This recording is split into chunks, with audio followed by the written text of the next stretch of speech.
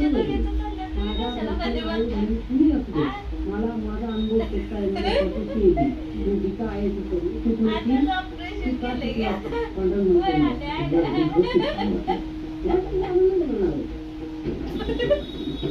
नमस्कार सर्वांना, स्वागत आहे तुमचं आपल्या चॅनलमध्ये, ज्याचं नाव आहे सारिका कांचनची दुनिया.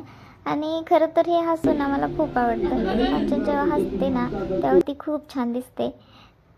असं असतं. तर आत्यांचं दोघींचं काहीतरी चालू होतं. तर आत्यांचं ऑपरेशन झालं, त्यामुळे ती त्यांना चेष्टाने म्हणत होती की आत्या माझं एवढं ब्लाऊज उचलून देता का. आणि हो, तिला ओरडत होते. तर ती परत हसून त्यांना म्हणते, तुम्हाला काय होते, मी कुठं तुम्हाला काय म्हणले, तुम्ही का आमच्यामध्ये बोलताय. तर असं त्यांचं बोलणं चालू होतं. आणि आत्यांचं दोघींचं ना असं खूप चेष्टा मस्करी होत असते. तर कांचन अजून ना लहान मुलीसारखीच करते, तुम्हाला तर माहीतच आहे ना. आत्या तिला असं छान प्रकारे समजावून सांगत असतात. तर इथं हे बघून तुम्हाला समजलंच असेल, व्हाईट शर्ट आणि कुर्ता पॅन्ट वगैरे. तर आहो आणि कांचन चाललेले आहेत वारीला दोघीजण.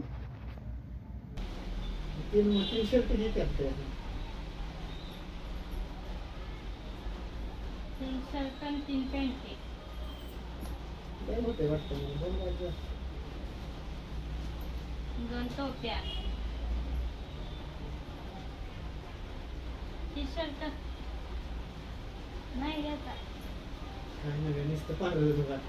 घेताना नाही का, 15 शर्ट आणि पॅन्ट, जीन्स पॅन्ट घाला, जीन्स पॅन्ट आणि 15 शर्ट. काय तुम्ही पण कपडे बरोबर तुमचे पण इस्त्री तुमचे करायला लागते, तेव्हा आमचे काय इस्त्री करायचे. नको बाई, मला गर्दीत लई भीती वाटते. चला आहे की आम्ही दोघं आता येते, एवढी काय गर्दी नसते. चला म्हणते तर नको नको ग. आता तुम्ही म्हणसाल रात्र झाली तरी या कांचन ह्याच जाग्याला आहे. अजून तिचं दुसरी कशाला घ्यायची, हात रुंबर आहे.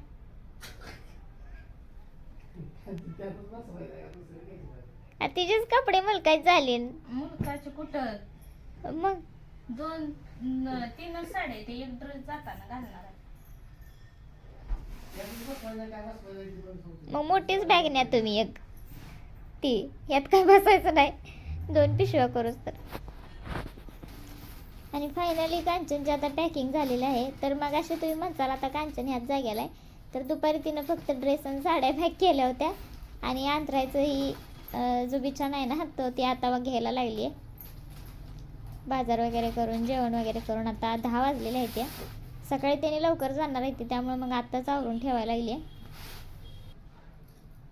तर एवढं सगळं घेतलंय वारीला जाण्यासाठी. आव बसत नाही, आता काय करू. म्हणून तर सारखं काढ घाल करायचं नसते. सांगितलंय अप्रैलला, नाही तर राहुलला सोडायला. मग कधी सांगाय सांगतील की, त्यांना काय आता फोन केला तर होईच म्हणतील की. मग पण सांगून ठेवलेलं कसं आहे आता. कसं काय हातात असं धरून ती काढकवायची पिशवी बॅगा ठेवते ती की ह्याच्यात, कशात. टमटमात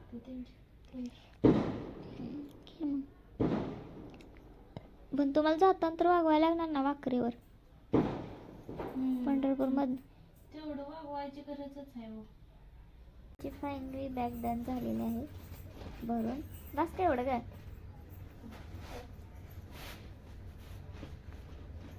बसणच झालं, उशीर बसवती बसणच झालं. तसं पॅकिंग करण्यात आमची कांचन हुशार आहे.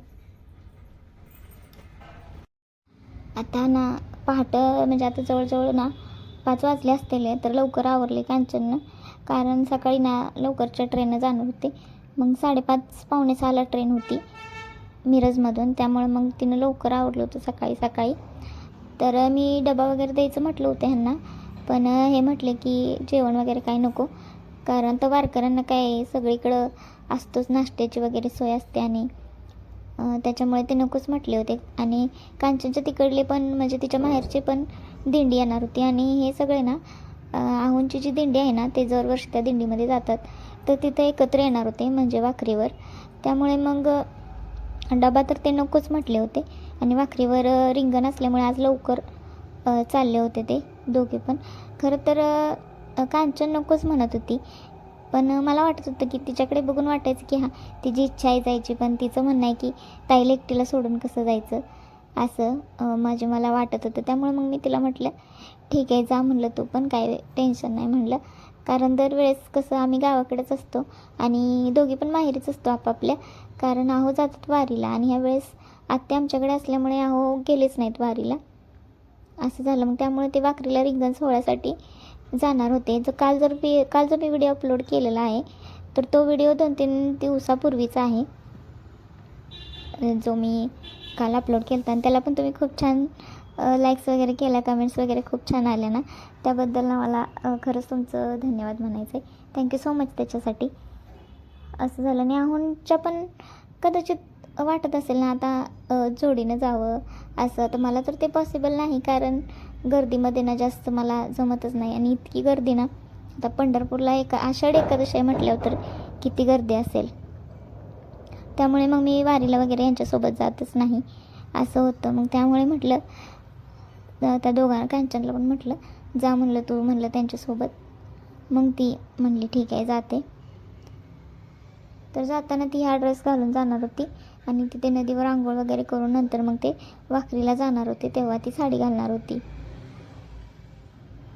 तर ते पण आणि कांचन पण दोघे पण मला म्हणत होते चल चल काय होत नाही. मला हे म्हणत होते काय नाही होत चल लवकर. आणि त्यात अजून तिनं वाटीत चहा घेतला होता, चहा गार होणार नाही म्हणून लवकर, आणि त्यालाच ते हसत होते. नंतर चहा वगैरे घेऊन ना आत्यांचे आशीर्वाद घेतले दोघांनी पण आणि दोघे पण जायला निघाले. तर ह्या वेळेस ना हो आणि कांचन दोघे पण टेन्शन फ्री होते कारण माझ्यासोबत आत्या होत्या. नाहीतर दरवेळेस ना असं दोघीतलं एक जण कोण थांबायचं म्हटलं तर मग ते दोघींना पण थांबा म्हणतात असं असतं किंवा दोघींना पण घेऊन जातात. तर यामुळे यावेळेस आत्या होत्या तरी पण कांचन म्हणत होती की ताई जाऊया म्हणत होती, असू द्या चला. आणि आता बघू शकता अजून अंधारच आहे बाहेर आणि राहुल पण लवकर आले होते उठून, लवकर उठवलं होतं त्यांना फोन करून आणि ते सोडायला पण आले होते. आणि आता हे दोघे चाललेले आहेत पंढरीच्या वारीला. तर आता हेच माझा विठ्ठलापर्यंत माझा पण नमस्कार पोचतील आणि हे आले काय आणि मी आले काय दोन्हीतलं माझ्यासाठी एकच आहे. तर व्हिडिओ कसा वाटला